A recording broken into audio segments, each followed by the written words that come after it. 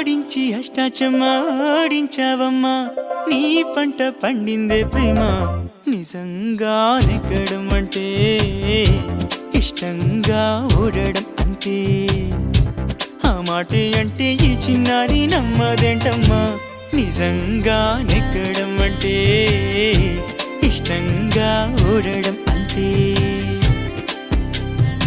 ఆడించి అష్టాచమ్మ ఆడించావమ్మా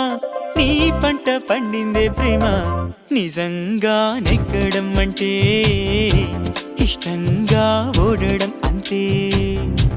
ఆ మాటే అంటే ఈ చిన్నారి నమ్మదేంటమ్మా నిజంగా నెగ్గడం అంటే ఇష్టంగా ఓడడం అంతే